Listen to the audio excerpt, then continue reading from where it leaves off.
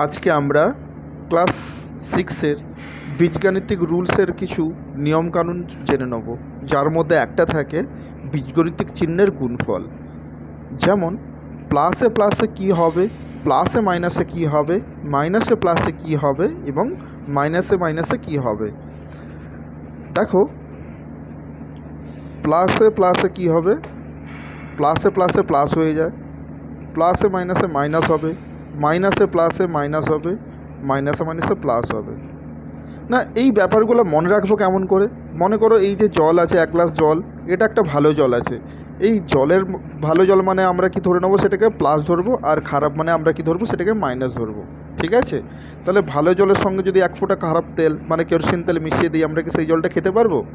আমরা তো খেতে পারবো না, মানে জলটা খারাপ হয়ে গেল, তাই প্লাসে মাইনাসে মাইনাস হয়ে গেল। আবার দেখো, দ্বিতীয় নম্বর কেসে ভালো জল আছে, এটাতে ভালো জল মানে প্লাস, তাই ভালো জলের সঙ্গে যদি ভালো জল মিশিয়ে দিই, আমরা তো সেই জলটা খেতে পারবো, তাই প্লাসে প্লাসে কী হয়ে গেল, প্লাস হলো। তৃতীয় নম্বর কেসে দেখো, কেরোসিন তেল আছে, এক গ্লাস কেরোসিন তেল মানে খারাপ জিনিস আমরা খেতে পারি, আমরা মানে কেরোসিন তেল আমরা খেতে পারি না, তাই এটা কি হবে, খারাপ জিনিস হলো। এই কেরোসিন তেলের সঙ্গে যদি ভালো জল মিশিয়ে দিই, সেই জলটাকে আমরা খেতে পারবো? সেই জলটা তো আমরা খেতে পারবো না, না, তাই এটা কি হয়ে গেল, মাইনাস হয়ে গেল। এবার দেখো চতুর্থ নম্বর কেসে মাইনাসে মাইনাসে প্লাস। মনে করো দুটো ষাঁড় মারামারি করছে বা যুদ্ধ করছে, তাহলে মারামারি করা মানে খারাপ জিনিস, তাই মাইনাস, তাই দুটো মাইনাস হলো এখানে।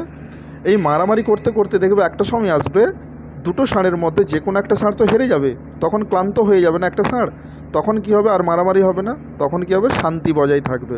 তাই তোমরা কিভাবে মনে রাখবে যে মাইনাসে মাইনাসে প্লাস হলো, এইভাবে তোমরা কিন্তু মনে রাখতে পারবে পুরো বিষয়টাকে।